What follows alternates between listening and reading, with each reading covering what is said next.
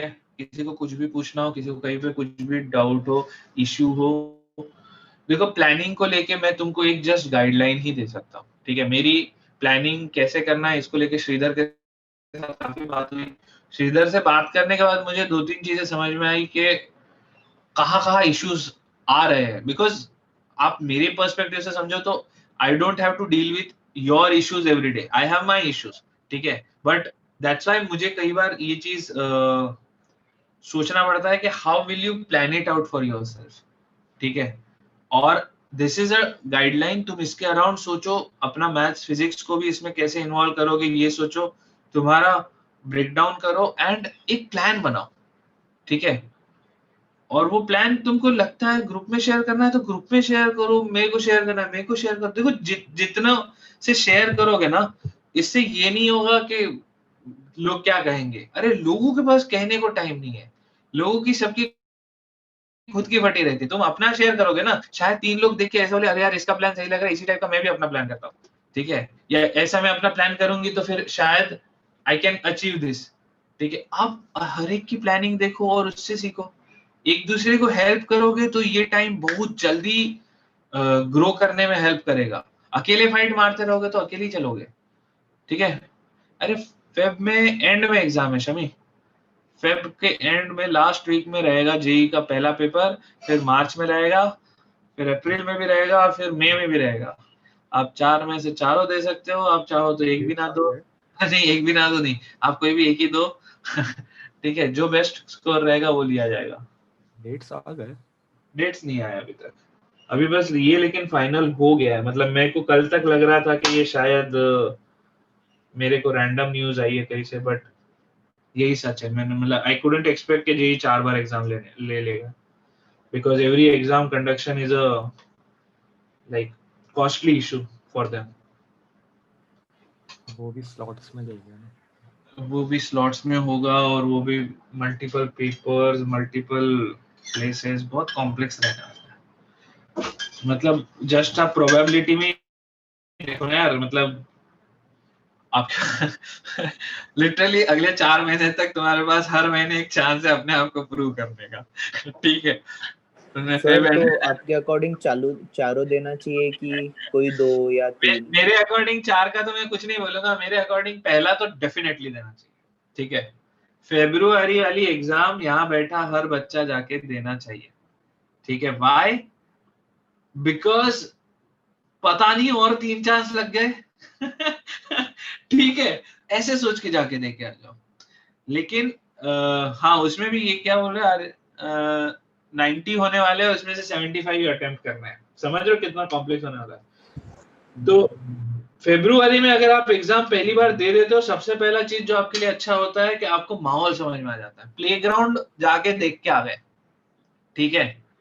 और वो बहुत मैटर करता है कि उस टाइम वो 3 घंटे मैं कैसे बिहेव कर रहा था, मुझे क्या प्रॉब्लम हो रही थी, मैं क्या, आपको सब सब चमकेगा। हाँ वो 3 घंटे में आपको अपना कैरेक्टर समझ में आ जाएगा, ठीक है।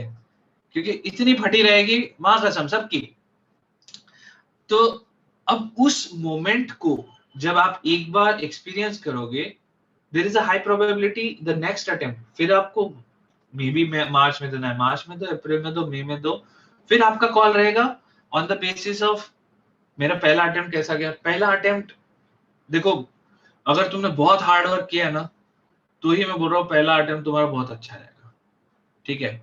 या फिर 90% केसेस में यही होने वाला है, पहले अटेम्प्ट गया तो आपको लगेगा कि शिट मैंने इतनी सारी चीजें सोची ही नहीं थी, ठीक है। और आप उस तैयारी के साथ अपना सेकेंड अटेम्प्ट करोगे। तो सेकेंड अटेम्प्ट जब करना है करो, ठीक है। पहला अटेम्प्ट डेफिनेटली फरवरी का करो। ये बात को लेके किसी को कुछ और लग रहा है तो प्लीज बता सकते हो। बाकी अभी तो डेट्स वेट्स आएगी उसके बाद ही आपको सीरियस होकर सोचना है, लेकिन अपने दिमाग में ये बात डाल दो तो कि आप कहीं पे भी वो मई में बोल रहे हो तो आप मई वाली एग्जाम जाके दोगे, भाई ऐसा नहीं होता, ठीक है। सर बोर्ड्स का क्या कह रहे हो? बोर्ड्स का क्या? अरे बोर्ड्स हो जाएगा ना यार, बोर्ड्स का क्या टेंशन है, बोर्ड्स को कौन टेंशन लेता है। तुम दोनों एग्जाम का ये क्यों नहीं समझते, उनका दोनों का सोल तो समझो। एक एग्जाम सबको पास करवाना चाहती है, दूसरी एग्जाम सबको फेल करवाना चाहती है, राइट? अब जो सबको पास करवाना चाहती है उसमें अगर आप फेल हो गए तो फिर आप बहुत महान हो, ठीक है? तो बोर्ड्स के लिए कितना फाइट मारना है? आखिरी के 10 दिन, ठीक है? बाकी आप लेक्चर्स अटेंड करो, ध्यान दो, और उतना काफी है। अलग से टाइम आपको सिर्फ खुद के लिए निकालना है, जेई के लिए या नीट के लिए। सर हाँ सर नित्यानंद, डिफिकल्टी के बारे में आप क्या बोलना चाहोगे? कौन सी डिफिकल्टी? सर ये जो मेंस की है वो, मतलब हम लोग वैसी को रहेगी बोला गया जैसी था हर कि साल, इस बार कम नहीं आएगा करके। नहीं नहीं नहीं, वैसी ही रहेगी जैसी हर साल रहती है। 4 ऑप्शन क्यों दे रहे हैं? समझ रहे हो? हाँ सर, हाँ सर। आइडिया वही है कि तुमको लगा है तुमको डिफिकल्टी ज्यादा लगी थी, क्या तो चांस, 4 चांस है। सर तो पर लास्ट ईयर के एग्जाम का डिफिकल्टी लेवल कम किया था मेंस का। नहीं ऐसा भी नहीं है, सर आतिश सर तो बोले। केमिस्ट्री में तो एग्जाम तो एक बार हुआ। बाकी का नहीं बता सकता। इतना कुछ डिफरेंस नहीं आया है, ठीक है? और कम होगा भी नहीं, ये एक्सपेक्ट भी मत करो। हो जाए तो किस्मत है, नहीं हुआ तो फिर क्यों टेंशन लेना, अपन उसके लिए तो जा ही नहीं रहे। हार्ड हो इजी हो, आपका काम है जेई क्लियर करना, ठीक है? Yes sir. हार्ड है तो सबके लिए हार्ड होगा, इजी है तो सबके लिए इजी होगा, ठीक है? जब इजी होता है तब ये होता है कि साला तुक्का मार के कोई भी आगे निकल सकता है, लेकिन अगर हार्ड होता है तो जिसने मेहनत किया है, जिसने एफर्ट डाला है वही निकाल पाएगा, ठीक है? और ये तो मतलब सालों साल से एविडेंस दिख रहा है, आईआईटी के बैचेस में दिख जाता है, जिस साल एग्जाम इजी आती है तो कुछ कुछ अलग अलग टाइप के। सर सर 4 महीना तो मेंस में निकल जाएगा, तो एडवांस का कब होगा? एडवांस यार मोस्ट प्रोबेबली जून में ही होगा, क्योंकि मई में सर तो बोर्ड्स होने वाली है ना। पर सर अगर मई अप्रैल का अगर किसको देने का रहेगा तो सर? समझा नहीं क्या? सर आपने बोला मई में, मतलब अच्छा नहीं है, ओके सर समझ गए। अरे मैं बोल रहा हूँ, देख वो एग्जाम जो है, तुम्हारा बोर्ड्स का एग्जाम का कुछ एक डेट आएगा, हो सकता है आज सिलेबस भी कम हो जाए, ठीक है? हो सकता है वो इजी कर दी जाए, ठीक है? एंड काफी ज्यादा प्रोबेबिलिटी है कि तुम्हारे बोर्ड्स एग्जाम में 50% एमसीक्यू रहने वाले हैं। अगर 50% एमसीक्यू है, करेक्ट, तो तुम सोच रहे हो तुम्हारे लिए तो यार ये प्लस पॉइंट है, तुम तो उसी की तैयारी कर रहे हो, समझे? प्लीज बोर्ड उस हिसाब से सोचना बंद करो, वो एक टास्क नहीं है। हाँ वो आपका टाइम लेने वाला है, तो अपना प्लानिंग करते हुए जरूर ध्यान रखना कि तुम्हारा ये बोर्ड्स में ये ना हो जाए कि मतलब ध्यान ही नहीं दिया। तो प्लानिंग ठीक है, मतलब क्या? प्लानिंग अभी जो टेस्ट आ रहा है हम लोग का, तो हम्म। उसके पहले वीक टॉपिक्स कवर करना, फिर ऐसा लग रहा है कि अगर टेस्ट हुआ और वीक टॉपिक्स वीक ही ना रह जाए, मतलब ऐसा। मैं सच बताऊं तो वीक टॉपिक्स पे ही फोकस करो, ठीक है? जो टॉपिक तुम्हारे मीडियम लेवल तक है उस पे 4 क्वेश्चन कर लोगे तो तुमको थोड़ा और कॉन्फिडेंस आ ही जाएगा, है ना? टेस्ट का मैं वही बता रहा था प्रियन, पेपर में क्वेश्चन 3 टाइप के हैं, इजी मीडियम हार्ड। इजी के मार्क्स नहीं जाने चाहिए, मतलब जहां तुम गोल स्कोर कर सकते थे वहां तुमने गोल नहीं किया तो तुम डेफिनेटली हारने वाले हो, राइट? तो इजी हम लूज नहीं कर सकते, तो जस्ट बिकॉज तुम्हारा एक टॉपिक वीक था उसके चलते तुम उसका इजी क्वेश्चन भी नहीं कर पाए, नॉट एक्सेप्टेबल, ठीक है? तो पहला टारगेट वीक टॉपिक होने चाहिए। मीडियम टॉपिक, जिस जिस टॉपिक में आपको मीडियम कॉन्फिडेंस है उसमें इजी क्वेश्चन आएगा तो कर लोगे ना, तो डन, मतलब आपकी चेकलिस्ट में आपका पहला प्रायोरिटी क्लियर हो गया। अब आप अगर इजी लेवल के सारे क्वेश्चंस कर पाते हो एक पेपर में तो आपको पहला एक लेवल कॉन्फिडेंस आ चुका है, ठीक है? अब आइडिया है कि कौन से हार्ड क्वेश्चंस आ रहे हैं जो तुम कर नहीं पा रहे, क्योंकि मीडियम हार्ड एक पॉइंट पे तो सब हार्ड ही लगने वाले हैं जब तक तुम्हारे सॉल्व होना नहीं शुरू होते, ठीक है? तो वो जो क्वेश्चंस है वो क्वेश्चंस प्रैक्टिस, वो जो 300 जो नंबर है मैं बता रहा हूँ डी का 300 नंबर वो तुमको मीडियम और हार्ड वाली लीग के बीच में लेके जाएगा, समझ रहे हो। और फिर हार्ड यानी इरोडो होता है। अगर तुम फिजिक्स लेके बैठे हो तो फिर इरोडो कर लो सॉल्व। रोटेशनल के तुमने अगर 10 क्वेश्चन कर लिए इरोडो के, उसके बाद मैं बोल रहा हूँ एग्जाम तक हाथ मत लगाना, तुम्हारा फिजिक्स का रोटेशनल हो चुका है, ठीक है। केमिस्ट्री में थोड़ा पंगा ये है, याद रखने वाली चीजें इतनी ज्यादा है कि हार्ड क्वेश्चन ज्यादा, जो सबसे हार्ड क्वेश्चन होगा वो याद करने वाला ही कुछ होगा, बिकॉज तुम याद नहीं रख पाए इसलिए तुम मार्क्स नहीं निकाल पाए, ठीक है। बाकी कॉन्सेप्ट कोई हार्ड है ही नहीं केमिस्ट्री में, ठीक है। तो केमिस्ट्री में तुम्हारे पास एक चांस है कि तुम तो सर इजी क्लियर कर लो पहले, सर ठीक है। हाँ हाँ सर पर अभी ये फिजिकल और अपना ऑर्गेनिक और इनऑर्गेनिक हो रहा है, पर फिजिकल का कैसे होगा फिर रिवाइज? फिजिकल किन्होंने पढ़ा था? सूर्यकांत सर। तो उनका कुछ प्लान होगा ना कुछ रिवीजन फिजिकल का? का रिवीजन हो चुका है ऑलरेडी, कुछ हो चुका है?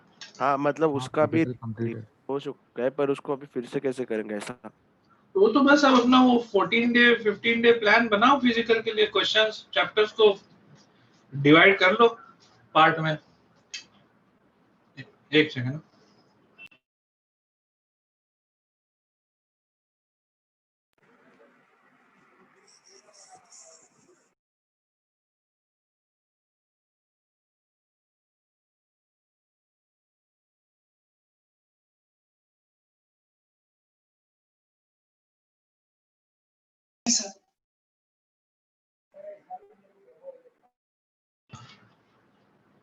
ठीक है। सर तो 90 में से खाली 75 अटेम्प्ट करने की 90 के 90 अटेम्प्ट कर सकते हैं? 90 के 90 अटेम्प्ट कर सकते हो। सर 75 वो जो सर वो डाउट लेक्चर का सर उसमें सिर्फ ऑर्गेनिक, सर एक लेक्चर सिर्फ ऑर्गेनिक डाउट्स और की एंड एक लेक्चर सिर्फ इनऑर्गेनिक डाउट्स, ऐसे कुछ नहीं है सर, दोनों पूछ सकते हैं ना? आई मीन हाँ हाँ दोनों पूछ सकते हो यार, ऐसा कुछ भी नहीं है। मैं बोल रहा हूँ कि ऐसा ना हो कि अपन अभी ऑर्गेनिक लाइव पढ़ नहीं रहे तो आप डाउट्स पूछना छोड़ दो, ऐसा नहीं चलेगा। मैं ये बोल रहा था बस, बाकी इनऑर्गेनिक तो चलता रहेगा, पूछते रहना, ओके सर। ठीक है ना। और फिर क्या है ना 17 तक अपना ये हो गया ना, उसके बाद फिर अपन वीकली एक आध दिन बैठा करेंगे डाउट लेक्चर में, है ना। Okay sir. Hello sir. हाँ बोलो। सर अभी मेरे को प्रॉब्लम कहाँ फेस हो रही है मालूम है कि मेरे को दिन में कौन से सब्जेक्ट कैसे वो ये समझ में नहीं आ रहा। मैं समझा नहीं क्या? मतलब अभी अपने को दिन में फिजिक्स केमिस्ट्री और मैथ्स करने के, फिजिक्स मैथ्स ऐसा समझ में नहीं आ रहा, और वो समझ में नहीं आ रहा। चल अपन इस पे बात करते हैं अब तो, इसमें मतलब वो तो तेरे ऊपर है ना ब्रो। मतलब तू अगर फिजिक्स मैथ्स दोनों नहीं कर पा रहा तो फिर नहीं अपनी उतनी कैपेसिटी, तो अपन सिर्फ फिजिक्स का फोकस करेंगे या सिर्फ मैथ्स का फोकस करेंगे। तो उसमें भी जो एक टॉपिक है जहाँ पे वीक, ऐसा बहुत बड़ा फिजिक्स मैथ्स इतना बड़ा बोल के खत्म हो गया ना, अपना दिमाग में ऐसा बन गया फिजिक्स मेरा वीक है, मैथ्स मेरा वीक है। ऐसा नहीं बोलने का, हमेशा बोलने का टॉपिक का नाम जो तुम्हारा वीक है। अगर तेरा कोऑर्डिनेट ज्योमेट्री में सर्कुलर वाला जो होता है, क्या बोलते हैं अपना, सर्कल्स वाला जो है, मतलब कोऑर्डिनेट ज्योमेट्री में अगर सर्कल्स वाला चैप्टर वीक है तो बोलने का सर्कल्स वाला चैप्टर वीक है। अभी तू ये जो जनरिक बोल रहा है उसका मैं जनरिक जवाब नहीं दे सकता, क्योंकि यार मैं फिजिकल तक ही बता पाऊंगा, उसके बाद फिजिक्स मैथ्स मेरे को चैप्टर के नाम भी याद नहीं अभी तक, ठीक है। तो वो एक्सपीरियंस तुम्हारे लिए एक वैसे बासी एक्सपीरियंस रहेगा, कोई पॉइंट नहीं है, वो सबका अपना अपना बनाओ, ठीक है। You have to get smart, that's the game. तुमको कैसे फास्ट काम करना है उस पे फोकस करना है, ठीक है। ऐसा ऐसा नहीं कि घिसते रहना अपने आप को। चलो एक काम करो, अभी सबसे पहला काम है ना, ज्यादा दिमाग पे बहुत सारा टेंशन मत डालो, ठीक है। अभी एक इसका प्लान बना लो ऑर्गेनिक का, ठीक है। और ये 24 तारीख तक एग्जीक्यूट करके देखो कितनों का होता है कितनों का नहीं होता, लिखो अपने पास मैं कहाँ फेल कर गई या कहाँ प्रॉब्लम में अटक गया, ठीक है। और फिर उसके अकॉर्डिंग नेक्स्ट प्लान बनाना, उसके आगे का अभी मत सोचो, ठीक है। हो जाएगा बस, थोड़ा धैर्य रख के काम करो। शुरू करें class polymers. Polymers, there are two types, natural polymers and synthetic polymers. अब सिंथेटिक और नेचुरल के बीच में there are semi synthetic polymers, जिसमें आप नेचुरल चीजों को लेके और कुछ अपने आर्टिफिशियल चीजों को लेके आप कुछ बना रहे हो, ठीक है।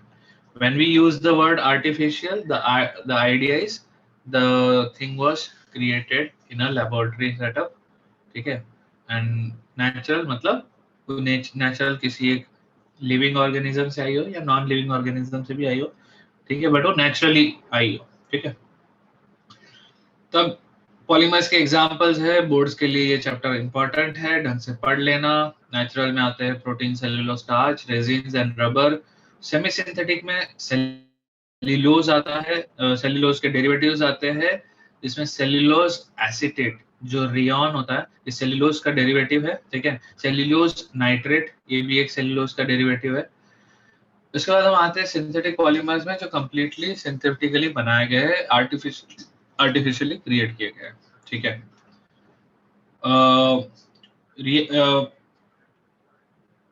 पॉलीमराइजेशन में there are basically two types of reaction, ठीक है। एक होता है एडिशन पॉलीमराइजेशन, या फिर इसे चेन ग्रोथ पॉलीमराइजेशन बोलते हैं, ठीक है। और दूसरा होता है कंडेंसेशन पॉलीमराइजेशन। तो एडिशन पॉलीमराइजेशन एक चीज होता है और दूसरा होता है कंडेंसेशन पॉलीमराइजेशन। एडिशन पॉलीमराइजेशन में क्या होता है, मैकेनिज्म होता है फ्री रेडिकल, हम सब ने इनके बारे में पढ़ा है। फ्री रेडिकल मैकेनिज्म में there are 3 step, chain initiation step, then chain propagation step and chain termination step. तो पहले फ्री रेडिकल बनने वाला प्रोसेस स्टार्ट होता है, फिर वो चेन को प्रोपोगेट करना शुरू करता है, वो कंटिन्यू चलते जाता है और फाइनली आप उसको टर्मिनेट कर देते हैं। तो पॉलीमराइजेशन जो है, एडिशन पॉलीमराइजेशन जो है, ठीक है, ये एडिशन पॉलीमराइजेशन के लिए सबसे इंपॉर्टेंट चीज होता है कि आपके पास चेन प्रोपोगेट करने वाला जो कार्बन है या जो लोकेशन है, वो लोकेशन क्या है। तो चेन प्रोपोगेट करने वाला लोकेशन होता है unsaturation in any specific compound. It can be an alkene, it can be alkene derivative, it has to have that unsaturation, जिससे कि eventually वो unsaturation खुले और वो multiple molecules में एक साथ unsaturation खुले और वो polymerize हो जाए, ठीक है। तो पॉलीमराइजेशन में जो सबसे पहला स्टेप है चेन इनिशिएशन स्टेप, इसमें फ्री रेडिकल फॉर्मेशन किया जाता है। अब आप देख सकते हो यहाँ पे एक पेरोक्साइड डाला हुआ है, कौन सा पेरोक्साइड है, इट्स अ बेंजोइल पेरोक्साइड, ठीक है। तो ये बेंजोइल पेरोक्साइड है, this is the benzoyl ion, ठीक है, C6H5 C double bond O, जैसा असाइल ग्रुप होता है R C double bond O, this is benzoyl group. और बेंजोइल का पेरोक्साइड है, बीच में से टूटेगा, फ्री रेडिकल फॉर्म करेगा and this free radical will eventually let out a phenyl radical. अब ये जो फिनाइल रेडिकल है, that phenyl radical is the reactive one, वो जाएगा और एक एल्कीन के ऊपर अटैक करेगा और क्रिएट कर देगा ये चेन का शुरुआत, ठीक है। अब ये जो एल्कीन है, ये एल्कीन दूसरे एल्कीन से अटैक करेगा, दूसरा एल्कीन तीसरे पे जाएगा, तीसरा एल्कीन चौथे पे जाएगा, जुड़ते जाएगा एल्कीन पे एल्कीन, क्योंकि क्या है, फ्री रेडिकल है। जहां पे एक फ्री रेडिकल एल्कीन से जुड़ गया, उसके दूसरे एंड पे एक नया फ्री रेडिकल जनरेट हो गया, राइट। तो वो फ्री रेडिकल आगे जुड़ता जाएगा, तो reaction keeps on going ahead, ठीक है। लास्ट स्टेप इसका क्या होता है, टर्मिनेशन। तो जहां पे हमने फिनाइल रेडिकल को चेन इनिशिएट करने के लिए डाला था, यही फिनाइल रेडिकल शायद चेन टर्मिनेट करने आ सकता है, या तो फिर ये दो चेन, इतनी सारी चेन बन जाए कि दो चेन आपस में ही मिलके टर्मिनेट हो जाए, तो there is a chain termination process. इसमें हो सकता है कि आप एक्सटर्नल कोई एजेंट या केमिकल डाल के चेन को टर्मिनेट करवा देते हो, ठीक है। Anything is possible. This process of polymerization is called addition polymerization, ठीक है। अब addition polymers formed by polymerization of a single monomeric species are called homopolymers. Same चीज बार बार रिपीट हुई, रिपीट होके जुड़ते गई, पॉलीमराइज हो गई, तो वी कॉल इट होमोपॉलीमर। और हो सकता है कि दो स्पीशी एक दूसरे के साथ सीक्वेंस में जुड़ती गई, तो उनको हम लोग कह सकते हैं कोपॉलीमर। तो पॉलीमर्स एक है आपका ये होमोपॉलीमर और दूसरा है आपका कोपॉलीमर। ठीक है,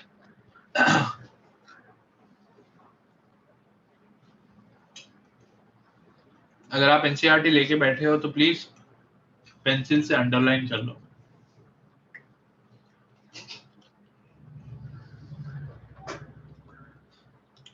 सो अभी हम वापस ऊपर आते हैं थोड़ा सा। पॉलीमराइजेशन जो प्रोसेस था, एडिशन पॉलीमराइजेशन में हमारे पास इथीन जो था, सबसे छोटा कंपाउंड है इथीन, जो पॉलीमराइज हो जाता है।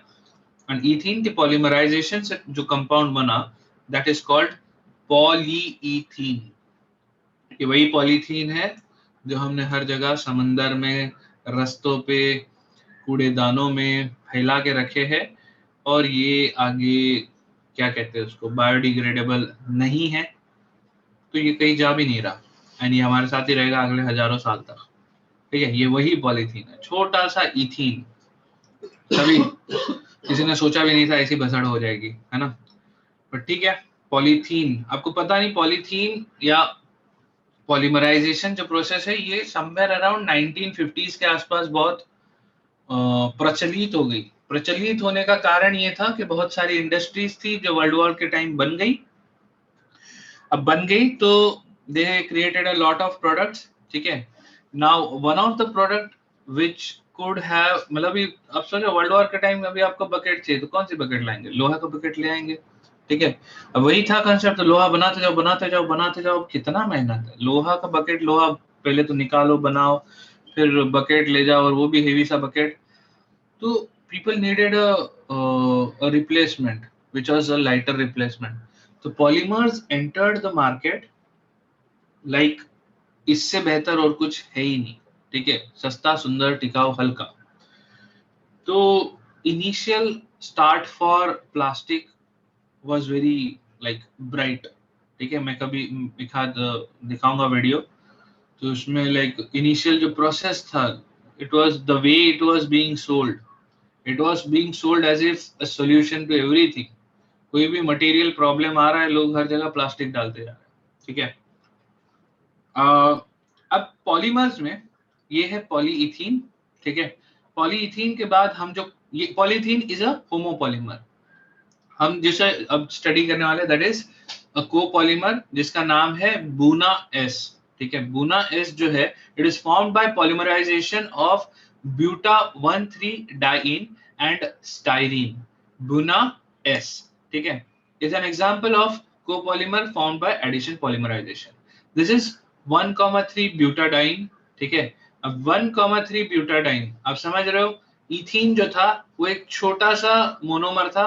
1,3 ब्यूटाडाइन, दो डबल बॉन्ड है, लेकिन ये बढ़िया से कॉन्जुगेशन में है। आप सोचो यहां से अटैक होगा इसके ऊपर, ये डबल बॉन्ड इस पे शिफ्ट होगा, और ये डबल बॉन्ड इस पे शिफ्ट होगा, और ये आगे अटैक करने के लिए रेडी, राइट। तो कुल मिला के this butadiene becomes a good monomer, और वो किसके साथ मोनोमर बना रहा है स्टाइरीन के साथ। ठीक है, तो स्टाइरीन के साथ जब ये मोनोमर बना, तो आपके पास जो कंपाउंड बना, that is called butadiene styrene copolymer, buna S. नाम आपको याद होना चाहिए, स्टाइरीन क्या है ये भी आपको याद होना चाहिए। आई होप ब्यूटाडाइन में तो किसी को याद रखने की ज्यादा जरूरत नहीं, सबको याद हो गया होगा। ठीक है, एक बार मैं फिर से ये स्ट्रक्चर बना रहा हूँ ताकि तुम लोग समझ जाओ, ये दिमाग में बैठा लो।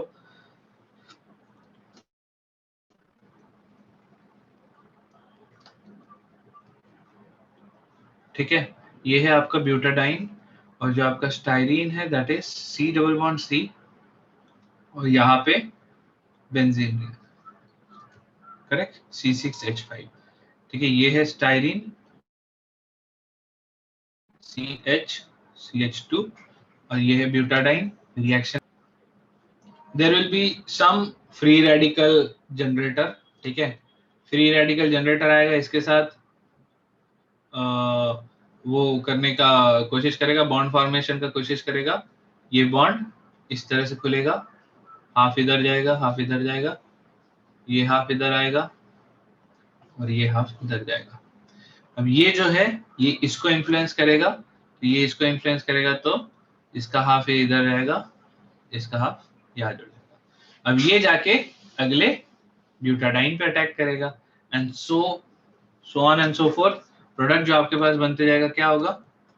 It will be something attached to CH2। अब यहाँ पे CH है, इसका एक आया, इसका एक आ गया, तो इनके बीच में आ गया डबल बॉन्ड, ठीक है। इसका एक उधर चला गया, तो अब बचा ये सिंगल बॉन्ड। इसने बॉन्ड फॉर्म किया किसके साथ? इसने बॉन्ड फॉर्म किया इस इथीन के साथ, जिसके ऊपर लगा हुआ है एक बेंजीन रिंग, ठीक है। और दूसरा शिफ्ट हो गया इस पे, जो कि आगे किसी से बॉन्ड फॉर्म करेगा। तो आप समझ रहे हो, दिस इज बुना S, ठीक है। आगे बढ़े।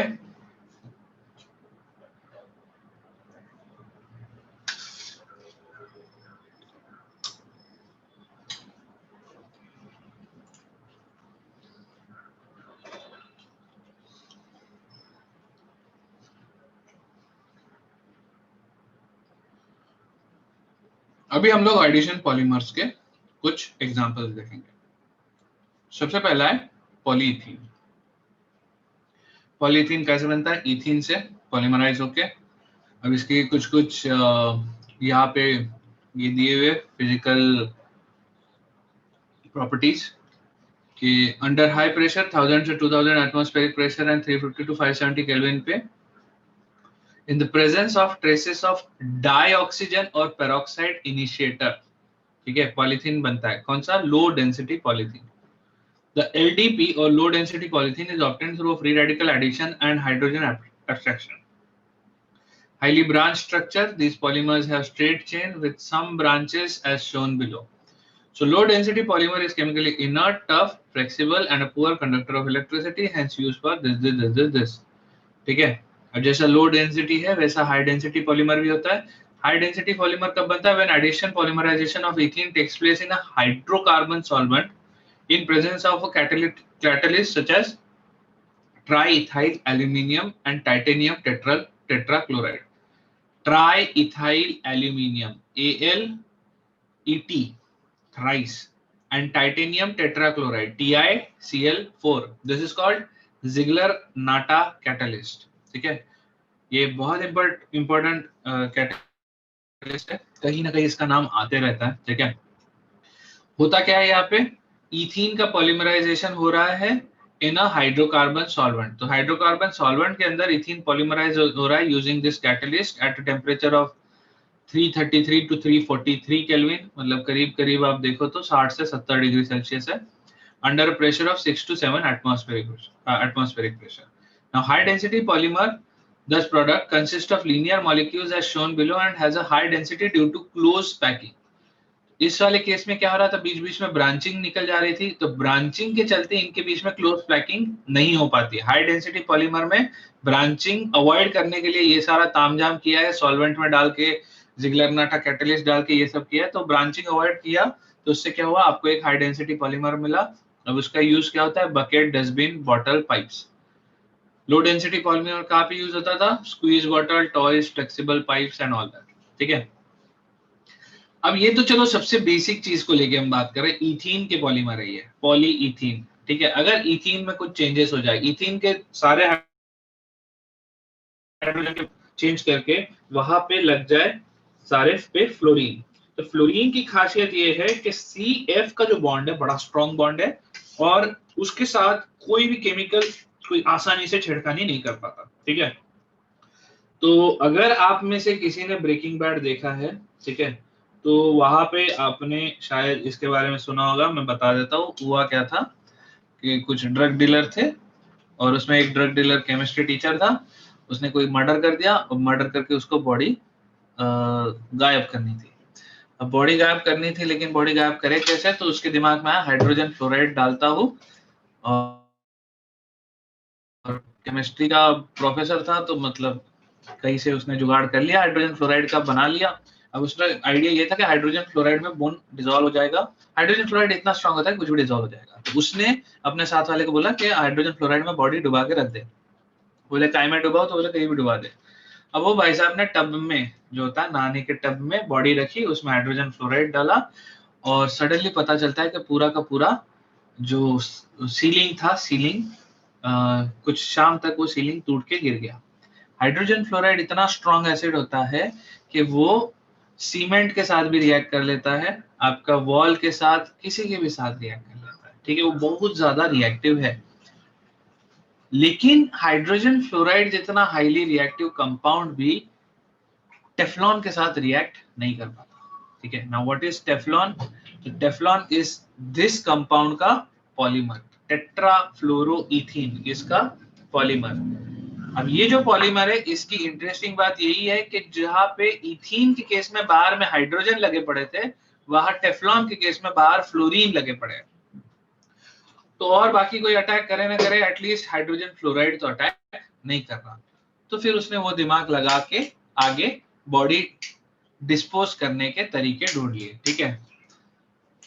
अभी आप लोग ये सब नहीं कुछ सोचना, वैसे मत सोचना, जस्ट ऐसा इसको क्या बोलते हैं, क्या बोलते हैं, फिक्शन स्टोरी के तरह ऐसा लेके जस्ट याद रखने का तरीका रखना है कि टेफ्लॉन क्या है, ठीक है।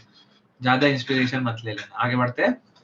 पॉलीएक्राइलोनाइट्राइल, ठीक है। अभी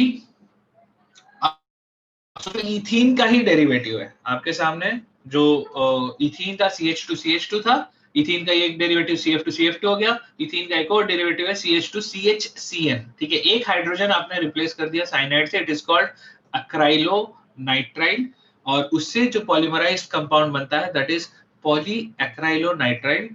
Polyacrylonitrile is used as a substitute for wool in making commercial fibers as Orlon and Acrylan, ठीक है। अब मोस्ट प्रोबेबली ये जो महंगे वाले तकिए आते हैं उसके अंदर वो जो नकली से फेदर होते हैं, मोस्ट प्रोबेबली ये उसी की बात चल रही है। They are polyacrylonitrile. एक बार चेक कर लेना, पता चलेगा, सडनली आपको लगेगा अरे ये तो पहचान वाला है, ठीक है। तो ये था आपका एडिशन पॉलीमराइजेशन। इधर तक किसी को कोई इशू? ना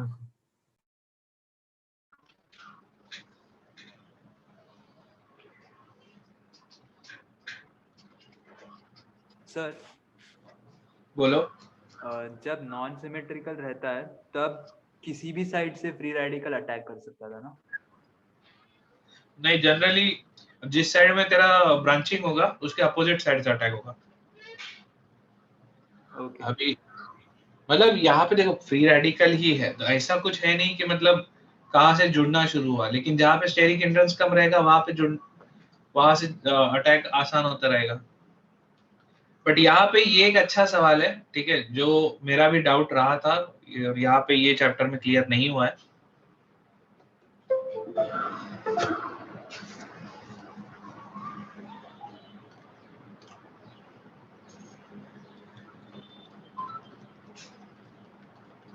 ठीक है, अगर यहाँ पे मैं Cl लगा दूं तो दिस इज पॉलीविनाइल क्लोराइड।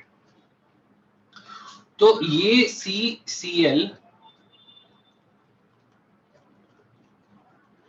ऐसा क्यों बॉन्ड नहीं कर पाता, या ऐसा अगर हो जाए तो कुछ गड़बड़ होती है क्या, या इसको अवॉइड करने के लिए अपन क्या करते हैं, कुछ करते हैं क्या? मतलब डेफिनेटली करते होंगे, मतलब साइंटिस्ट लोग ऐसे ही रैंडम काम नहीं करते। बट मेरा ये क्वेश्चन है कि if this kind of thing would happen तो इसको कैसे टैकल करते हैं, इसका जवाब यहाँ पे कहीं नहीं है। शुभम, तू इसी के ऐसा ही कुछ पूछना चाह रहा था? हाँ सर। ठीक है, तो इसको थोड़ा देखना, थोड़ा ढूंढ कहीं पे मिलता है क्या।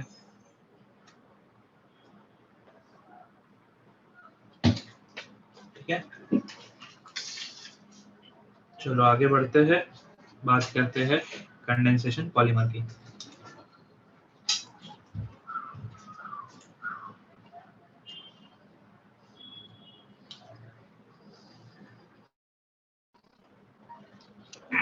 So this type of polymerization involves repetitive condensation reaction between two bifunctional और a trifunctional monomeric unit। Hindi में समझाता हूँ यही बात को, कभी दो अलग टाइप के हैं और डाइऑल या फिर डाई कार्बोक्सिलिक एसिड या फिर डाई अमीन, इस टाइप के दोनों टर्मिनल एंड पे उसके पास फंक्शनल ग्रुप लगे हो, ठीक है, और जब दोनों टर्मिनल एंड पे फंक्शनल ग्रुप लगे रहेंगे तो आपको समझ में आ रहा है कि एक लीनियर चेन फॉर्म किस तरह से किया जाएगा। अगर आपके पास है CH2OH alcohol and carboxylic, esterification reaction हमको सबको पता है, बड़ी ही आसान सी रिएक्शन है। तो एस्टरिफिकेशन में क्या कर रहे हैं हम, यहाँ से बस वाटर मॉलिक्यूल रिमूव कर रहे हैं। तो आप इमेजिन करो ये सारे कार्बोक्सिलिक और इथिलीन ग्लाइकोल मतलब टेरिथैलिक एसिड है, ठीक है, और इथिलीन ग्लाइकोल, इनके बीच में अगर ये प्रोसेस हम बार बार करा रहे, कंडेंसेशन मतलब क्या कर रहे हैं, हम वाटर मॉलिक्यूल हटा रहे हैं, तो ये पॉली कंडेंसेशन प्रोसेस का जो प्रोडक्ट रहेगा that will be a polymer. In this case it is terylene और डैक्रॉन। तो टेरिथैलिक एसिड एंड इथिलीन ग्लाइकोल मिलके बना रहे हैं टेरिलीन, टेरिथैलिक एंड इथिलीन, ठीक है। इसको डैक्रॉन, ये जो है ये एक नाम से भी जाना जाता है, ठीक है। कंपाउंड का यूज क्या है यहाँ पे इन्होंने नहीं बताया, क्यों, तो मुझे एक बार चाहता हूं मैं ये देखना।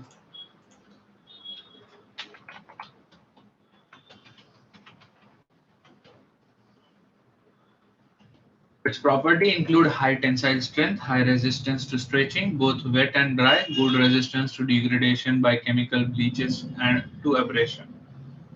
The continuous filament yarn is used in curtains, dress fabric, high pressure fire hoses, men's shirt and thread, ठीक है। तो डैक्रॉन लिटरली कपड़े के जैसे हम लोग यूज करते हैं। इंटरेस्ट। तो ये जो था this was a ester linkage, ठीक है, ये जो कंपाउंड में जो लिंकेज था इट्स एस्टर लिंकेज। अब ऐसा अमाइड लिंकेज भी की जा सकती है। तो कंडेंसेशन पॉलीमर्स में सबसे पहले हम लोग देख रहे हैं पॉली अमाइड्स। अमाइड्स में हमने देखा अमाइड कैसे बनता है, एक अमीन और एक कार्बोक्सिलिक एसिड के डिहाइड्रेशन से अमाइड बनता है। अब आप इमेजिन करो कि आपके पास एक लंबा चेन ऑफ कार्बोक्सिलिक एसिड है, यहाँ पे आपके पास कंपाउंड में हेक्सेन 1,6 डाइओइक एसिड है, ठीक है, और कंपाउंड रिएक्ट किसके साथ कर रहा है, रिएक्ट कर रहा है हेक्सेन 1,6 डाइअमीन के साथ, ठीक है। तो जो कंपाउंड फॉर्म हो रहा है उसका 6,6 it is used in making sheets, bristles for brushes and in textile industry. तो नाइलॉन 6,6 जो है उसमें क्या हो रहा है कि 1,6 डाइकार्बोक्सिलिक और 1,6 डाइअमीन ये रिएक्ट कर रहा है, ठीक है। नाइलॉन 6, अब इसी का एक भाई है नाइलॉन 6, ये कैसे बनता है, तो इसे बनाने के लिए यूज किया जाता है कैप्रोलैक्टम को। तो कैप्रोलैक्टम इज, आप इमेजिन करो, देखो यहाँ पे 6 कार्बन है, ठीक है, it would have been a hexanoic acid, लेकिन हेक्सेनोइक एसिड के दूसरे टर्मिनल पे लगा हुआ था एक अमीन, तो आपस में ही हेक्सेनोइक एसिड ने, मतलब जिसको क्या बोलेंगे, 6 अमीनो, अमीनो बोलते हैं क्या NH2 जब नहीं, जब ये खुला होगा, मैं खुला होगा उसकी बात कर रहा हूँ। कैप्रोलैक्टम तो अमाइड है, वो क्लोज्ड वो है, ये जब खुला होगा तो एक सिंपल चेन होगा ना, उसका नाम क्या होगा sir? 6 amino hexanoic acid, correct, 6 amino, ठीक है। तो इसका नाम है सिर्फ नाइलॉन 6। तो ऊपर वाला 6,6 क्यों था, तो यहाँ पे 2 6 वाली चेन जुड़ रही है, यहाँ पे सिर्फ 6 क्यों था, क्योंकि एक ही चेन है जो पॉलीमराइज होती है। अब आप ये पॉलीमराइजेशन प्रोसेस में देख सकते हैं दोनों में फॉर्म तो अमाइड ही हो रहा है, ठीक है, लेकिन कितना ज्यादा डिफरेंस आ गया है वो कंपाउंड में। मतलब सोच रहे ये जो कंपाउंड ये टेक्सटाइल इंडस्ट्री में हो रहा है, बिसल में यूज हो रहा है, ये टायर कॉर्ड्स में यूज हो रहा है, फैब्रिक में, रोप में, ठीक है। So that was a polyamide, nylon 6,6 and nylon 6. Then there are polyester. तो जो हमने डैक्रॉन देखा था, ये क्या है, यहाँ पे एस्टरिफिकेशन हुआ, इट्स अ पॉलीएस्टर। पॉलीएस्टर तो आपने सबने सुना है, पॉलीएस्टर के कपड़े, ठीक है। अभी उसके बाद हम लोग जाते हैं into a phenol formaldehyde copolymer. अभी फिनॉल फॉर्मल्डिहाइड कोपॉलीमर जो है ये एक इंटरेस्टिंग कंपाउंड टाइप है, ठीक है।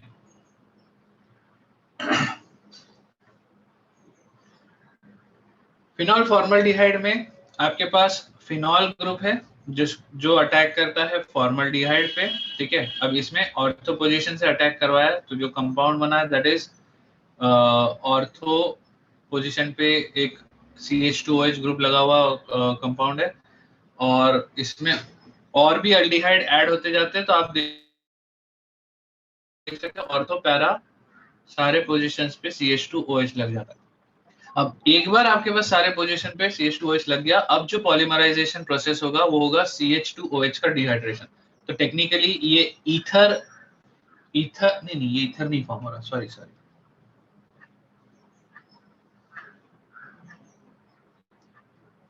इसमें क्या हो रहा है OH plus.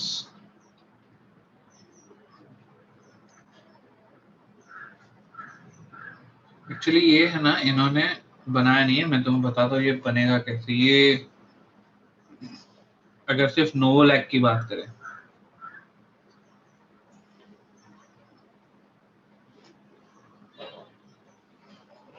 the reaction starts with initial formation of ortho or para hydroxymethyl phenol derivative which further reacts with phenol to form compound having rings joined to each other through CH2 group. Phenol के साथ ही react करता है।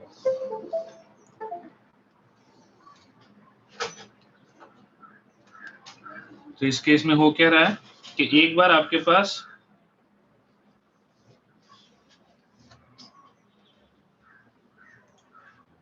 एक minute दीजिए,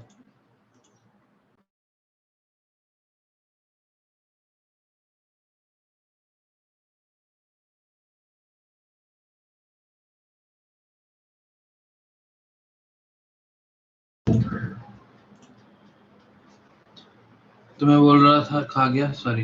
हमारे पास जो compound है वो है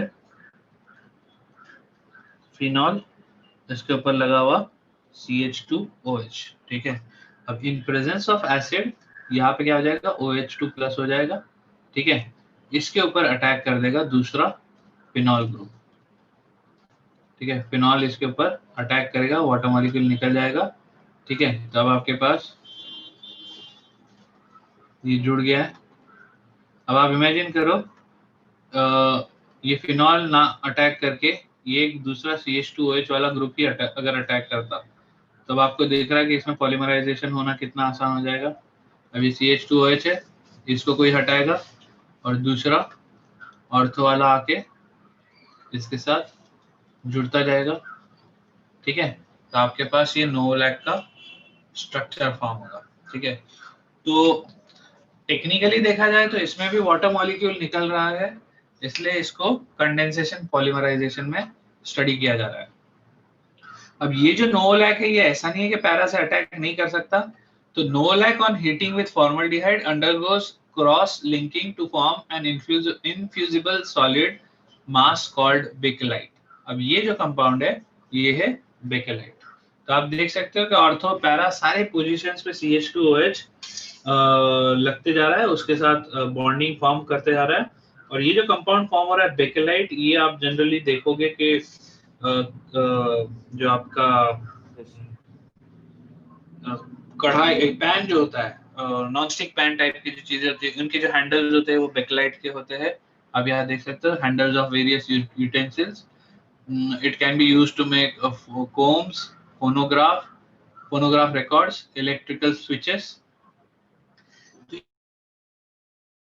बेकेलाइट जो है ये अभी आप ये चीज सोच रहे होंगे कि वो जो थर्मोप्लास्टिक और थर्मोसेटिंग प्लास्टिक के बारे में नहीं पढ़ा यहाँ पे, अभी तक तो ऐसी कोई बात ही नहीं है। जो हमने 10वीं तक कभी तो भी पढ़ा था, तो वो बात आगे आएगी। वहां पे आपको देखेगा bakelite is a thermosetting type of plastic. एक बार वो बन जाता है तो बन जाता है, हीट से वो फिर आप उसको वो नहीं कर सकते, मतलब मेल्ट करके वापस दूसरा कंपाउंड में कन्वर्ट, ठीक है। कुछ पॉलीमर्स को कर सकते हैं, ठीक है।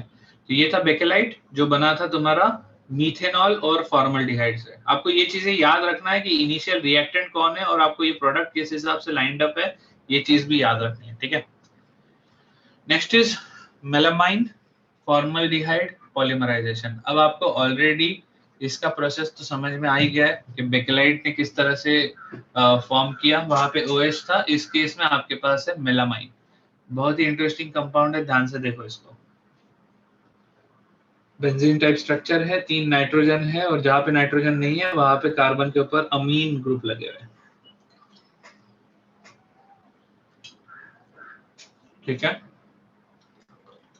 तो अब ये मेलामाइन फॉर्मल्डिहाइड के ऊपर अटैक करेगा, CH2OH लग जाएगा। अब ये जो CH2OH वाला कंपाउंड है, ये कंपाउंड पॉलीमराइज होगा। ठीक है, यहाँ पे कौन पॉलीमराइज हुआ था? ये वाला कंपाउंड। ठीक है, यहाँ पे आपका ये CH2OH वाला कंपाउंड पॉलीमराइज होगा और जो कंपाउंड बनेगा उससे that is called melamine polymer. It is used in manufacturing of unbreakable crockery. तो आपने जितनी भी प्लेट से वगैरह शादी वादी में कहीं खाने जा रहे हो तो प्लास्टिक की प्लेटें देखी होगी, वो सारी प्लास्टिक की प्लेटें मेलामाइन नाम से ही मिलती है। ठीक है, तो हम लोगों ने एडिशन पॉलीमराइजेशन पढ़ा, हम लोगों ने कंडेंसेशन पॉलीमराइजेशन पढ़ा। नाउ देयर इज दिस कोपॉलीमराइजेशन पढ़ा तो हमने ऑलरेडी, ये भी है। ठीक है, इसमें बुना एस फॉर्म हुआ है। इसके बाद बात किया है नेचुरल रबर के बारे में, फिर प्रिपरेशन ऑफ सिंथेटिक रबर्स के बारे में। सर हाँ बोलो। वो मेलामाइन का आप एक बार रिएक्शन बता दो ना।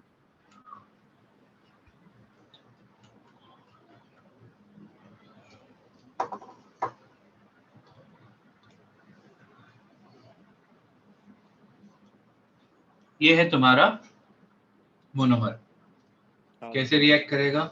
In presence of N acid, sorry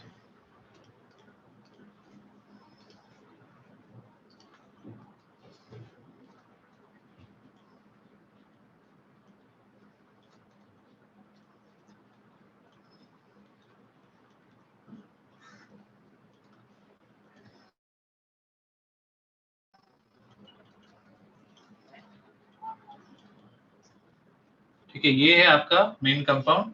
अब क्या होगा, जो दूसरा कंपाउंड है जिसमें से अब ये है OH तुम्हारा, वो निकल जाएगा H2O बन के, इसके ऊपर आया प्लस चार्ज, तो प्लस चार्ज आते ही इस पे अटैक कौन करेगा? ये वाला नाइट्रोजन का लोन पेयर। तो दूसरा वाला ऐसा जो नाइट्रोजन का लोन पेयर है वो आके इस पे अटैक करेगा, यहाँ से जुड़ जाएगा। ये जो नाइट्रोजन है, अब ये नाइट्रोजन दूसरे कंपाउंड का पार्ट है, तो आप समझ लो कि ये जो है इस स्ट्रक्चर में, ठीक है, ये जो है इस कंपाउंड से एक नाइट्रोजन लगा हुआ है जो दूसरे कंपाउंड का था, और ये नाइट्रोजन ने किसी और पे अटैक किया हुआ है। तो इसका n नंबर ऑफ टाइम्स जो है दैट इज मेलामाइन पॉलीमर। अब ये भी नाइट्रोजन अवेलेबल है तो इससे भी अटैक करवा सकते हो, तो यहाँ से आपको ब्रांचिंग भी मिल जाएगी। ठीक है, और उससे लेफ्ट वाले इससे भी कर सकते हैं ना अटैक? लेफ्ट से भी कर सकते हैं। पहला अटैक कहाँ पे हुआ वो तुम्हारे ऊपर है ना यार। CH2OH पहला एक फॉर्मल्डिहाइड जोड़ना है, किसी भी NH2 पे जोड़ दो। ठीक है, ओके सर। फिर क्या होगा कि वो फॉर्मल्डिहाइड जिस NH2 पे जुड़ा है वो NH2 के ऊपर बाकी के उसके कंपाउंड्स अटैक करने लग जाएंगे। ठीक है, मैं क्या होता है, एक छोटा सा 5 मिनट का ब्रेक ले लेते हैं। ठीक है, और उसके बाद मैं आगे का पार्ट कंटिन्यू करता हूँ रबर से। ठीक है।